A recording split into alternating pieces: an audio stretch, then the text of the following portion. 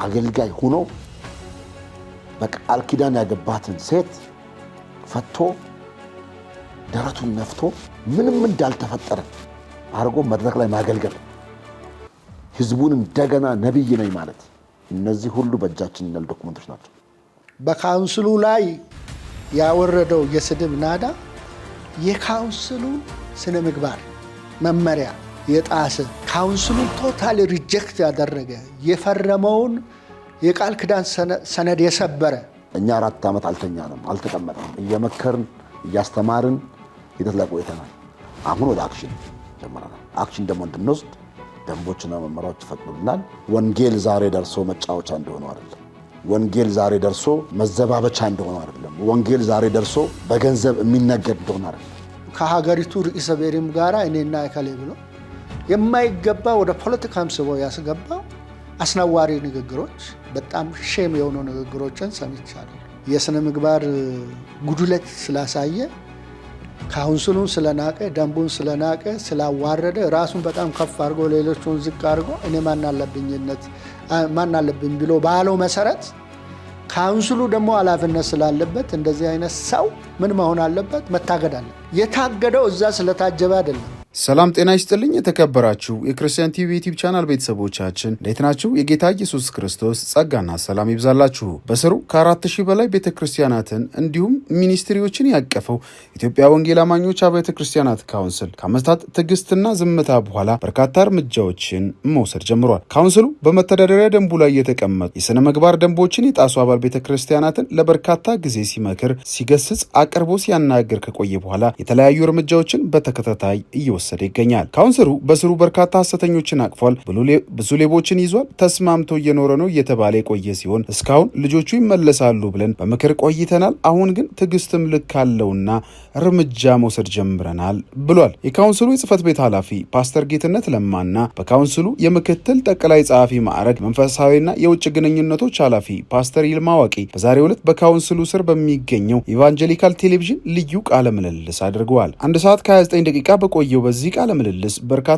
ወቅታዊና አነጋጋሪ የሆኑ ጉዳዮችን አንስተዋል። እኛም ቃለ ምልልሱ ላይ የተነሱ አንገብጋቢ ጉዳዮችን አጠር አድርገን ልናስቃኛችሁ ወደ እናንተ መተናል። እንዲሁም ሰሞኑን አነጋጋሪ በሆነው የእህታችን ዘማሪት አስቴርና ባለቤቷ ጉዳይ የምንላችሁ ይኖረናል። አብራችሁን ቆዩ።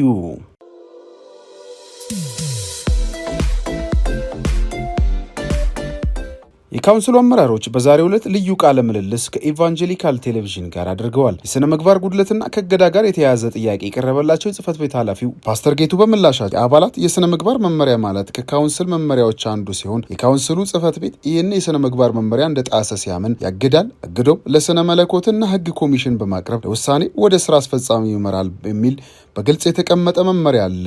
አሁን ሰሞኑን የተደረገው ግድም በዚህ መመሪያ መሰረት የተደረገ ነው። ሌሎችም ከዚህ ቀደም ሲታገዱ ቆይተዋል ብለዋል።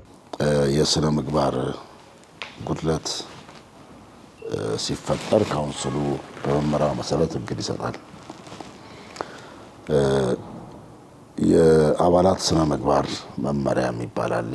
ከካውንስሉ መመሪያዎች አንዱ በዚህ መመሪያ ላይ የካውንስሉ ጽህፈት ቤት የሥነ ምግባር ጉድለት እንደተፈጠረ ሲያምን በመረጃ ሲያረጋግጥ አግዶ ለሥነ መለኮትና ሕግ ኮሚሽን በማቅረብ ለውሳኔ ለስራ አስፈጻሚና ለቦርዱ ያቀርባል ነው የሚለው። በዛ መሰረት አዲስ እግድ አይደለም የሰጠነው። ሌሎችም ከዚህ ቀደም ሲታገዱ ቆይተዋል። ከእግዱ ጋር ተያይዞ ወደፊት ደንቡና መመሪያው በሚያዘው መሰረት አንድ የታገደ ተቋም ምንድነው እግድ ራሱ ሲባል ከምንድነው የሚታገደው የሚሉ ነገሮችን አስመልክተው ተቋሙ የውስጥ አሰራር አለው። በራሱ አሰራር መሰረት ወደፊት ስራዎችን እያከናወነ ይመጣል ማለት ነው። የታገዱባቸው ምክንያቶች የሚታገዱበትን ምክንያቶች ግን ዝርዝር አሉ። አንድን ተቋም ለማገድ የሚያስችል የሚያበቃ አንዱ የውስጥ አሰራራችን ነው። በአዋጁ ላይ ካውንስሉ መተዳደሪያ ደንብ እንደሚያወጣ ያዛል። ለምንድነው? መንግስት እሱን ለኛ ስለማያወጣልን መተዳደሪያ ደንብ እናወጣው እኛው ነን። የኛው አስተምሮ ስለሆነ መንፈሳዊ ተቋም ስለሆነ ማለት ነው። በዛው ልክ መተዳደሪያ ደንብ አለ። ከመተዳደሪያ ደንብ ደግሞ መመሪያዎች አሉ። እነዚህ የተቀናጁ ነገሮች ናቸው። እሱን ይዞ የስነ ምግባር ጉድለት ተብሎ የተቀመጡ አሉ። ከዛ መካከል አንዱ የዘይት ሽያጭ ነው፣ የውሃ ሽያጭ ነው፣ ጨርቃ ጨርቅ ሽያጭ ነው። ሌሎችም መጽሐፍ ቅዱሳዊ ያልሆኑ አጀቦች ናቸው። አንድ አይደለም፣ ሁለት አይደለም፣ ዝርዝር አላቸው። ከነዚህ መካከል እነዚህ ዋና ዋና የሚባሉት ነገሮች ሲፈጸሙ ሲያረጋግጥ ያግዳል ማለት ጽሕፈት ቤቱ። የጽሕፈት ቤቱ ስልጣን ነው ይሄ። አግዶ ግን ለመሰረዝ ደግሞ ከጥናት ጋር የያዘው ለሚመለከተው አካል ያቀርባል። እሱም ፕሮሰስ ጀምረናል ማለት ነው። አንድ የሃይማኖት ተቋም ታገደ ማለት ምን ማለት ነው ተብሎ ለቀረበላቸው ጥያቄ ሲመልሱም አንድ ተቋም ታገደ ሲባል በተቋሙ ሰርተፍኬት ያገኛቸው ጥቅሞች ሁሉ ይነሳሉ ማለት ነው ብለዋል። ታገደ ሲባል ከተቋሙ ያገኛቸው በዛ በተሰጠው ሰርተፍኬት ያገኛቸው መፍቶች ይነሳሉ። በተቋሙ ሰርተፍኬት ያገኛቸው ጥቅሞች ሆልድ ይደረጋሉ ማለት ነው። የተቋሙ ሰርተፍኬት ታያዘ ባንክ ሂሳብ፣ ውክልና፣ ሰነዶች ማረጋገጫ፣ እነዚህን መሰል ነገሮች አሉት። በተቋሙ ሰርተፍኬት ህጋዊ ሰውነት አግኝቶ ተንቀሳቅሶ በየቦታው የማገልገል፣ ኮንፈረንሶች የማዘጋጀት፣ ፕሮግራሞች የማካሄድ እነዚህ ነገሮች ሁሉ ሰርተፍኬቱ ሲታገድ አውቶማቲክ ናቸው፣ ሆልድ ይደረጋሉ። ብዙውን ጊዜ በሚዲያ ላይ እንሰማለን። ያው ካውንስሉ አግጃለሁ ከማለት ባሻገር ብዙ እርምጃዎች አይወስድም የሚል። በእርግጥ ብዙ ሚዲያዎች ወይንም በቲክቶክ በፌስቡክ የሚናገሩ ሰዎች ስለገፋፉት ካውንስሉ አያግድም። በግፊት አይደለም ካውንስል የሚያግደው፣ ወይ በርታ አይዞ ስለተባለም አይደለም የሚያግደው። ፕሪንሲፕል ነው ያለው። ለማገድ የሚያበቃ ነገር ሲፈጠር፣ ሲታገድ ደግሞ ሰርተፊኬቱን ካገድከው ዲዞልቭ አድርገዋል። ከዛ በሰርተፊኬቱ ምክንያት ያገኛቸውና የሚያገኛቸው ጥቅሞች ሁሉ ሆልድ ይደረጋሉ። ቀላል አይደለም። አንድ ተቋም ማገድ እንደ ቀላል የምታየውና ምንም አይፈጠርም የምትለው አይደለም። ፕራክቲካል ሲሆን ነው ጉዳቱ ቀስ እያለ የሚታወቀው። እስከ ዛሬ ድረስ እንዴት አላገዳችሁም? ካውንስሉ ብዙ ሐሰተኛ ልምምድ ያላቸውንስ በውስጡ ይዞ የለ ተብሎ ለቀረበላቸው ጥያቄም የሚከተለውን ብለዋል። ካውንስሉ ከተቋቋመ በኋላ አልቆመም። ዘይት ሽያጭ፣ ዘይቱም ይሸጣል፣ ጨርቁ ይሸጣል። ላብ ጠርገው ሰው ያበላሉ። ጨርቃ ጨርቅ ይሸጣል። ይሄን ሸሚዝ ሽታ ያለበትን የአገልጋዩን ሸሚዝ ከገዛችሁ ትፈወሳላችሁ ይባላሉ። ብዙ ነው። መድኃኒት አቋርጡ ተፈውሳችኋል ተብለው ድናችኋል ተብለው የሞቱ ሳር የበቀለባቸው ጠያቂ ዘመድ ያጡ አቤት የሚሉበት ቦታ አጥተው በየጓዳቸው እያለቀሱ ያሉ ሰዎች በጣም በርካቶች ናቸው። ይሄ መቆም አለበት። አንድ ነገር የሆነ ቦታ ደርሶ መቆም አለበት እና እንመክራለን። ካውንስሉ መካሪ ነው፣ አባት ነው፣ ገሳጭ ነው። እውነት ነው። 4 ዓመት እየመከርን እየገሰጽን በሚዲያ በአስተር ልማ አይ ቲንክ ያብራራዋል። በኋላ በሚዲያ የተከለከሉ ተግባራት ምንድናቸው የሚለውን በተደጋጋሚ ገልጸናል።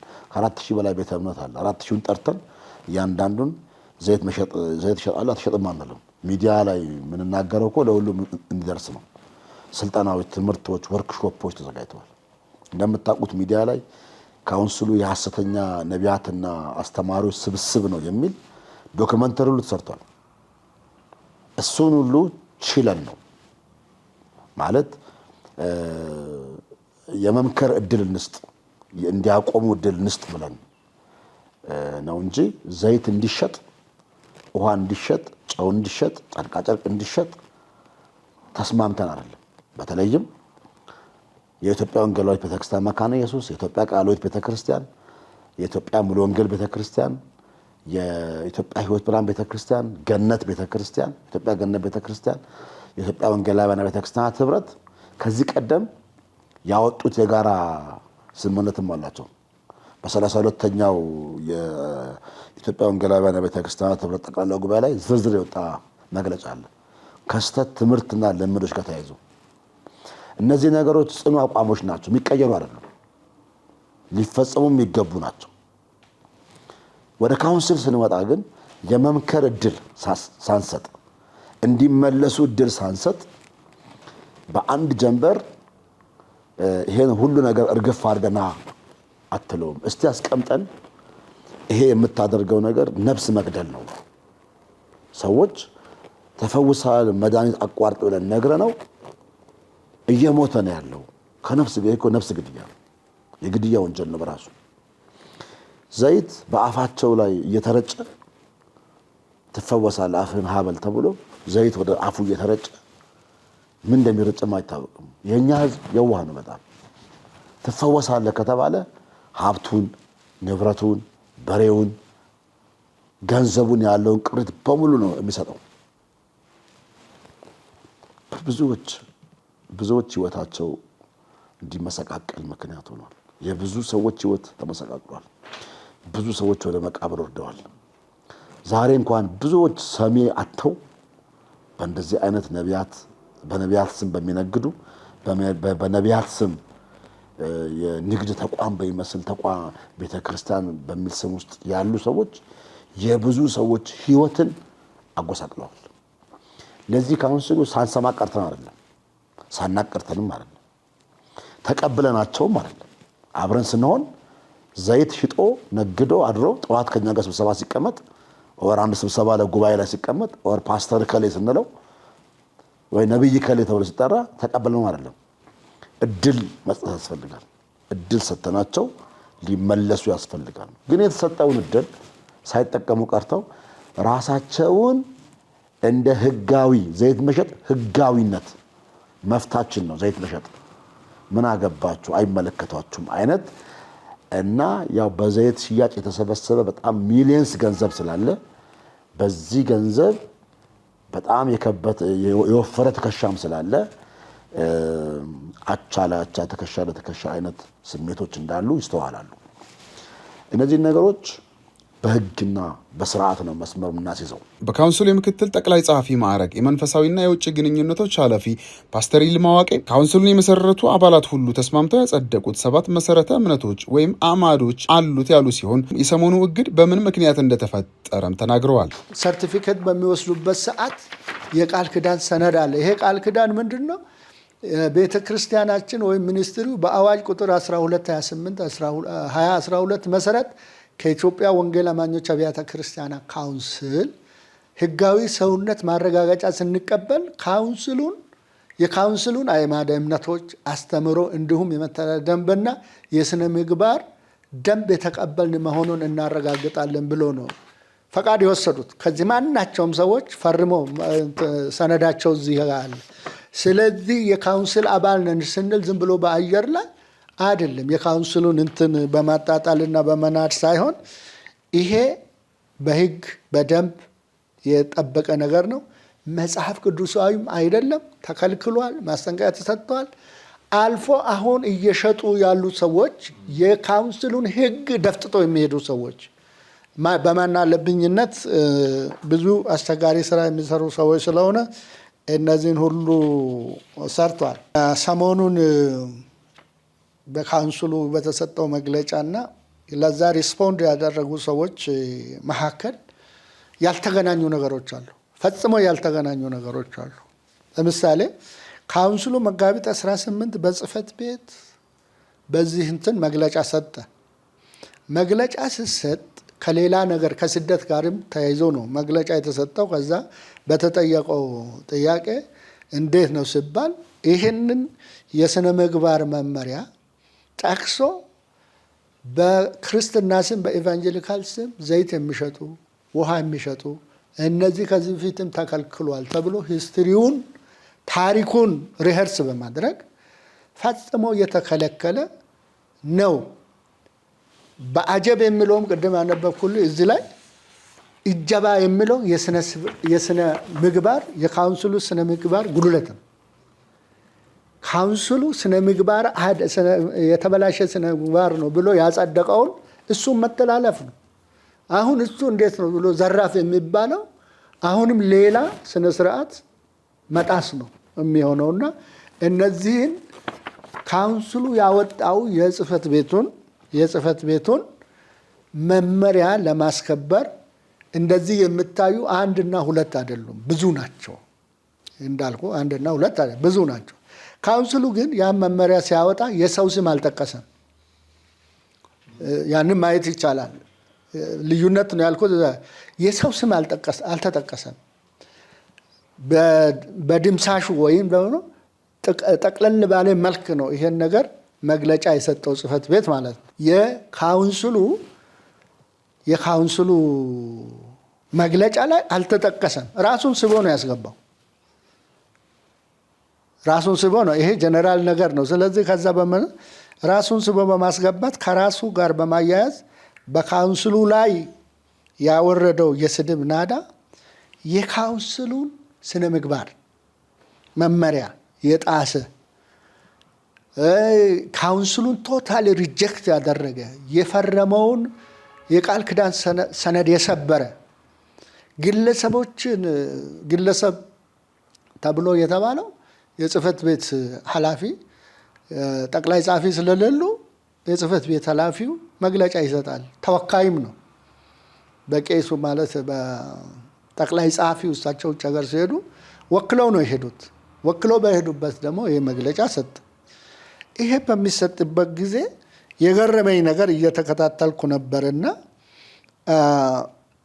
በጣም ሌሎቹንም በማነሳሳት ሌሎችም አለሁላችሁ እኔ ፊት ለፊታችሁ ቆማለሁ፣ ከዚህ በኋላ ሰብረን እንወጣለን ብሎ የግለሰቦች የካውንስሉን አመራር አናንቆ አዋርደው ይሄ መግለጫ ስሰጥ ተመልክቼዋለሁ። ሌሎቹንም በአመፅ ለማነሳሳት ማለት ነው። ሌሎቹን ከሌሎች በላይ በማድረግ ልክ እሱ እንደተተቸ ማለት ነው።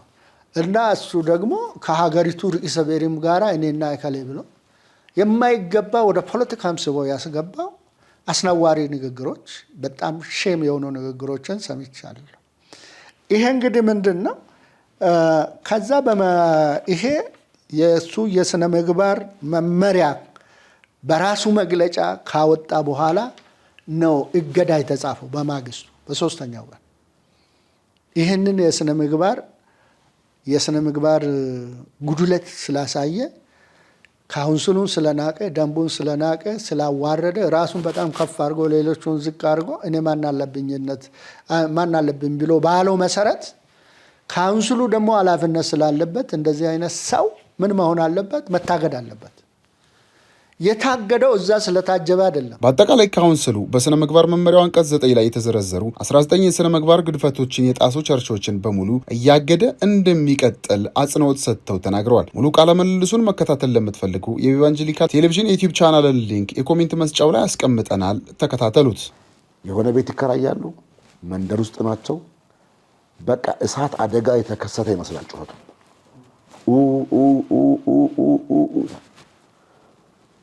ጸሎት ነው እንዳትል የጸሎት መልክ የለውም። ቤት ተከራይተው ምንድነው ቤተ ክርስቲያን እናስ መንፈስ ቅዱስ ወረደ ይላል። እንዴ መንፈስ ቅዱስ በዚህኛው ወቅት እንዲሆን እንደሚወርደው ሁከት፣ ረብሽ፣ ጩኸት፣ ድብድብ የሚመስል ከዛ ደግሞ ሲወጡ እኮ ህይወታቸው ዜሮ። እንግዲህ መንፈስ ቅዱስ ወርዶ አስጮሆት ከሆነ ሲወጣ እኮ በህይወቱ መታየት አለበት። ህይወት ዜሮ፣ ያልተቀደሰ ጋብቻ፣ ፍቺ፣ አገልጋይ ሆኖ በቃል ኪዳን ያገባትን ሴት ፈቶ ደረቱን ነፍቶ ምንም እንዳልተፈጠረ አድርጎ መድረክ ላይ ማገልገል፣ ህዝቡን እንደገና ነብይ ነኝ ማለት፣ እነዚህ ሁሉ በእጃችን ያሉ ዶክመንቶች ናቸው። ሁከት በየመንደሩ ወረደ። እንዴ ሰው እኮ ደክሞት ውሎ ያርፋል ገብቶ። ክርስቶስ ወንጌል ሰብኳል። ምሳሌያችን እኮ እሱ ነው፣ ሞዴላችን። የትኛው ርዕስ ላይ የትኛው ምዕራፍ ላይ ነው የዚህ አይነት ሁከት የነበረው? ሰላም ነው ራሱ። ገና ወንጌል ሲሰበክ ራሱ እንኳን ለተቀበለው ላልተቀበለው ሰላም ይሰጣል። ወንጌል ሽታው ያስታውቃል፣ ቃሉ ራሱ። ይሄ እኮ ገና ሲጀመር ከሁከት ይጀመራል። እነዚህ ነገሮችና የመሳሰሏቸውን ነገሮች በሙሉ በየአካባቢ ያሉ ጤናማ ወንጌል የሚያስተምሩ ቤተ እምነቶች የመቆጣጠር የመከታተል ሪፖርት የማድረግ መብት ሰጥተናል። ወደ ሁለተኛው ጉዳያችን ስናልፍ ተወዳጇን ዘማሪ አስቴር አበበን የተመለከተ ነገር እናገኛለን። ሰሞኑን የተወዳጇ ዘማሪት አስቴር አበበ ባለቤት ሽፈራው ዘውዴ በፌስቡክ ገጹ ላይ ሁለቱንና ልጆቻቸውን በተመለከተ ረዘም ያለ ጽሑፍ አጋርቶ ነበር። ጽሑፉ እስካሁንም በወንድማችን የፌስቡክ ገጽ ላይ ተቀምጦ ብዙዎችም አስተያየት እየሰጡበት ይገኛሉ። የእኛም ተከታዮች ጽሑፉን በውስጥ መስመር ወደኛ ካደረሱን በኋላ አንደኛ ጉዳዩ በአስቴር ባለቤት አማካኝነት ወደ ሚዲያ ኦፊሻሊ ስለተለቀቀ፣ ሁለተኛ ይህች በማይመች ሁኔታ በስደት ምድር እየዘመረች የባረከችን የዝማሬ ጸጋ እንደ ጉድል የፈሰሰባት እህታችን አስቴርን አገልግሎት ጠላት ሊመታ በዛ እየፈተናት ይሆናል። ቅዱሳን ሰምተው በጌታ ፊት ይጸልዩላት ዘንድ እንዲሁም የቸርች መሪዎች ነገሩን ትኩረት እንዲሰጡት በሚል ወደ እናንተ አቀርበነው ነበር። ቪዲዮ ግን ከተለቀቀ በኋላ በካናዳ የሚገኙ አንዳንድ የቸርች መሪዎች በጨዋነት ደውለው አንደኛ ጉዳዩ በቸርች መሪዎች የተያዘ እንደሆነ እውነታው እዛ ጋር እንደተጻፈው ሳይሆን፣ ሁለተኛ እውነታው እዛ ጋር እንደተጻፈው ሳይሆን በተቃራኒው እንደሆነ እንዲሁም ነገሩን ወደ ሚዲያ እንዲወጣ የተደረገው የእሷን አገልግሎት ሆን ተብሎ ለማስመታት ጭምር በመሆኑ ቪዲዮን እንድናወርደው በጨዋነት በጠየቁን መሰረት እኛም ቪዲዮን ከኦፊሻል የዩቲዩብ ቻናላችን አውርደናል። እኛም በሰዓታት ልዩነት ከዩቲዩብ ገጻችን ቪዲዮን አውርደናል። ነገር ግን በዛች የአንድ ሰዓት ጊዜ ውስጥ ብዙዎች ቪዲዮን አውርደውት በቲክቶክ በዩቲዩብ እና በፌስቡክ አሰራጭተውታል። ስለሆነም ነገሩ የታችንን አገልግሎት ለማስነቀፍ እሷንም ለመጉዳት የተደረገ መሆኑን ከአንዳንድ መሪዎች በመስማታችን እንዳወረድ ነው። እናንተም አስቴርን የምትወዱ በአገልግሎቷ የተባረካችሁ የጫናችሁትን ታወርዱ ዘንድ ነገሩን በጊዜ ሂደት ከራሷ አንደበት እንሰማለንና በጨዋነት ለእሷም ለባለቤቷ ምንጸልይላቸው ዘንድ አደራ ጭምር እንላለን። ሰላም።